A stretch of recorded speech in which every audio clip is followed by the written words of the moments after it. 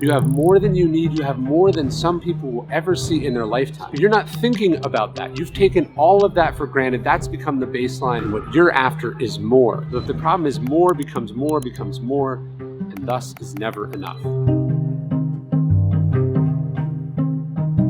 One of the keys to the good life, Epictetus says, is to decide what you want to be and then do that work. But it's not just what you do, it's also what you stop doing. So here are some toxic habits you must stop doing right now.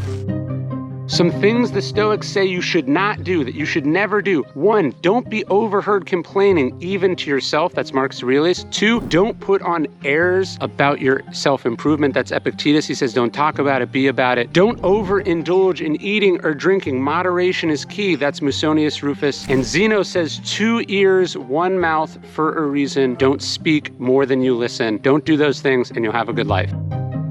I don't know who needs to hear this, but Marcus Aurelius' reminder is a life-changing one. He says, you don't need to have an opinion about this. You always have the power of having no opinion. If it's pointless gossip, if it's trivia, if it's something that doesn't concern you, if it's something you have zero control or influence over, just let it be. Don't have an opinion. You don't have to say it's positive or negative. Epictetus says, it's not things that upset us, it's our opinions about those things. It's our judgment about those things. So we have the power to not think about it, to tune it out, to focus on what really matters, to try to put our energy and our intention on where we can make a difference, on where we do have control. And if other people want to be concerned with them, if other people want to be riled up or have opinions about them, if it's their job to do it, leave it to them. Meanwhile, you let it float on by like the clouds and you stick with what's up to you.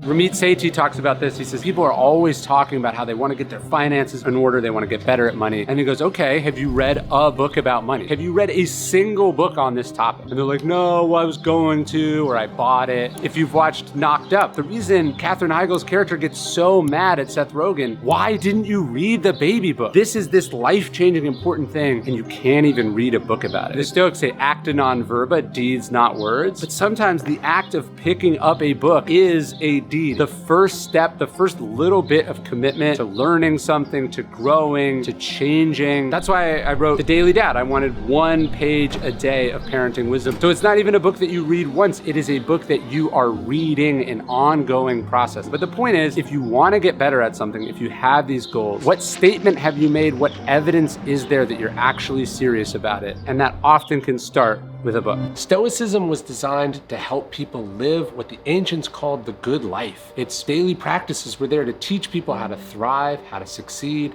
how to live a rich and happy life in any and all circumstances. If that's the kind of life you want, then Stoicism can show you the way. And that's why we've created a new course built around these Stoic ideas called The Wealthy Stoic, a Stoic guide to being rich, free, and happy. The Stoics have a slightly different definition of wealth. Seneca himself admits this. He says, poverty isn't having too little, it's wanting more. Your needs, your lifestyle, your relationship with money and finance, this is actually much more important than the balance in your bank account. That's something we talk about in our new course, The Wealthy Stoic, which is a guide to being rich in all senses of the word, but also happy, and most importantly, free. We're gonna talk basic finance stuff, we're gonna talk elite level finance stuff, we're also gonna talk about mindset, we're gonna talk about lifestyle, we're gonna talk Stoic strategies to living a wealthy life, which is more than just money. I'm excited to share this awesome course with you. We've been working on it for over a year here at Daily Stoic. We do all sorts of awesome challenges. The New Year, New You, we have our reading challenge, we have our habits challenge, and I think this is gonna go into our stable as one of our absolute best because it helps you do something really important to get financial freedom, but also freedom from your finances. I'd love to have you join us. Join me. I'm a big part of the course.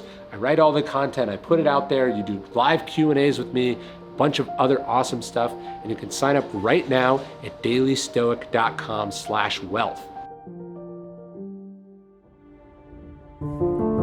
We think that being really rich, being really powerful, having an important job, that this is gonna free up our lives, right? We even call it financial freedom. But it's important, the Stoics would say, that we look at the actual lives of the people that we're aspiring to be like. There's this haunting scene, I tell it in Lives of the Stoics. Posidonius, one of the great Stoics, is there for the death of Marius. Marius being one of the richest and most powerful of the Roman generals. And he watches this man who commanded these great legions, but as Seneca said, those legions commanded him. He wasn't in control of his life. He wasn't in control of himself. And it was a miserable, lonely way to go. And so it's important that you study the lives of the rich and famous, as they say, not because celebrity gossip is interesting, but because you get a glimpse of what it's actually like to be those people, to have those things. And it's not as empowering as you think it is. Ernest Renan said of Marcus that Marcus was probably the least free of all men. That's why Marcus didn't love being emperor. He didn't have control over his schedule, over his life, what people said about him. His private life is gone, wrecks his family in many ways. So it's really important that we study. We ask ourselves, is getting this thing actually going to give me what I want? Or am I fooling myself that someday in the future, by having it, it's not how it's going to work? Being a Stoic does not mean you have no emotions. In fact, at the beginning of meditations, Marcus Aurelius writes, the key is to be free of the passions, but to be full of love. Instead of anger or jealousy or hatred or fear or resentment, try to transform those emotions into empathy, into compassion, into understanding, into affection for other people. Now, this is super hard to do, and I struggle with it. I fall short of it all the time. But the idea is not that emotions are bad, but that there are negative emotions, and that love, on the other hand, passion, understanding, forgiveness, patience, these are better emotions, better traits that we try to replace those negative emotions with.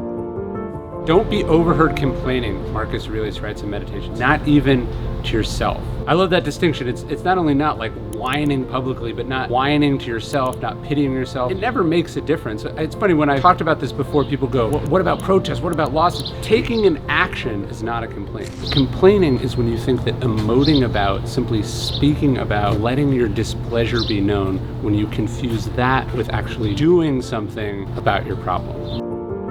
You can't trust appearances. Epictetus says that what studying philosophy gives you, he says, it makes you like a money changer who can know from the way they bang a coin on the table whether it's counterfeit or not. Stoicism is about putting every impression to the test. And as you try to make money in life, as you try to invest in life, it's not just finding the good investments, finding the good vehicles. It's about avoiding being scammed. It's about avoiding fads. It's about avoiding false promises. Marcus Aurelius says you can't fall for every smooth talker. That's what Epictetus is saying.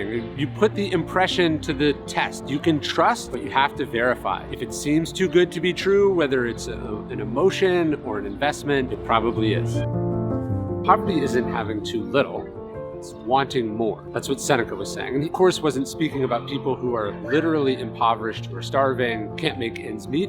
That is a form of poverty that's awful and unfair. He was talking about people like him, to whom all the abundance, all the luxury, all the wealth, all the success they have doesn't feel like enough, so they always want and need more. This form of poverty is the most solvable. It's also the most pathetic and most sad. You have so much. You have more than you thought you would ever have. You have more than you need. You have more than some people will ever see in their lifetime. But you're not thinking about that. You've taken all of that for granted. That's become the baseline. What you're after is more. But the problem is more, becomes more, and thus is never enough.